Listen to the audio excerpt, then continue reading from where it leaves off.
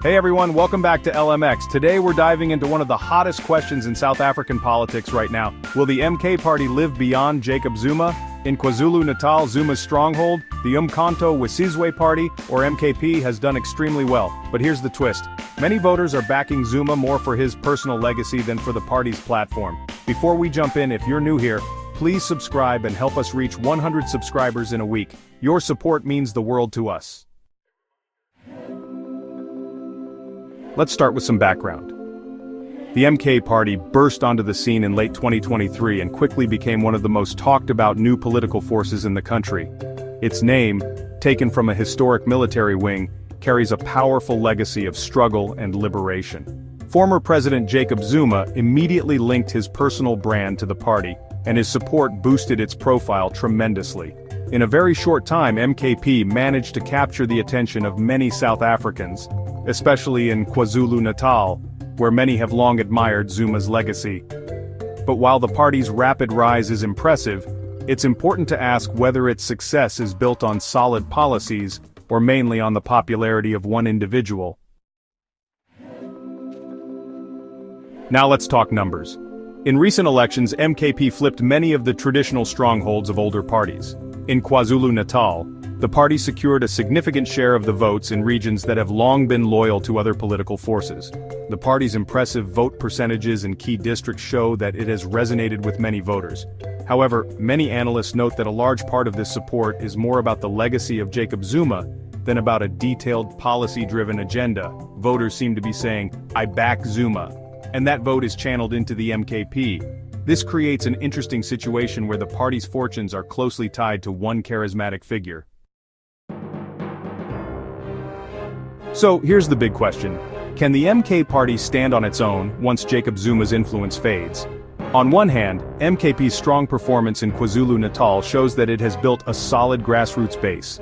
The party's message of radical change and its appeal to those who feel disillusioned with the old guard have clearly struck a chord.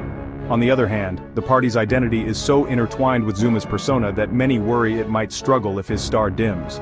Critics argue that MKP could simply be a vehicle for protest votes, meaning that if Zuma is no longer the central figure, the party might lose much of its appeal.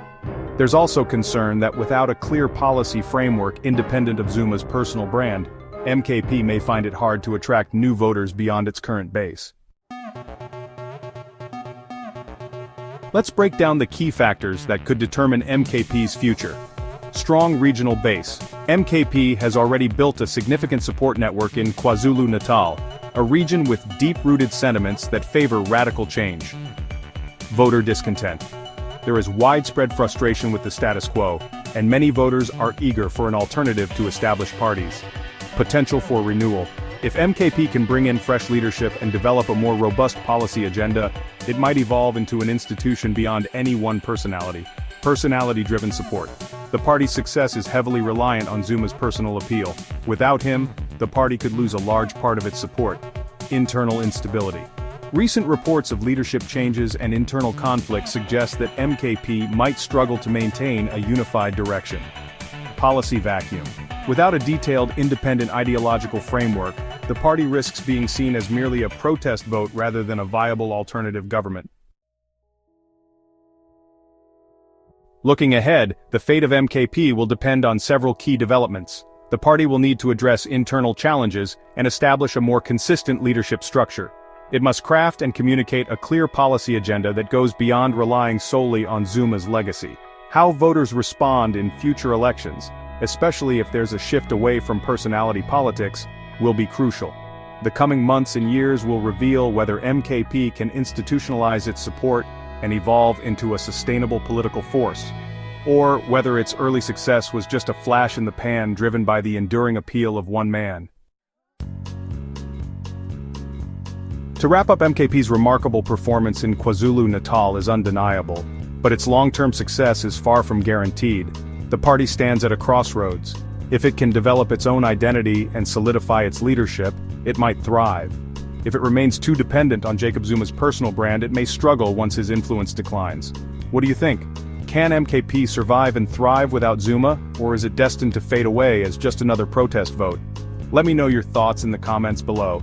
If you enjoyed this deep dive, Please subscribe to LMX and help us hit our goal of 100 subscribers in a week. Your support makes all the difference. Thanks for watching, and I'll see you in the next video.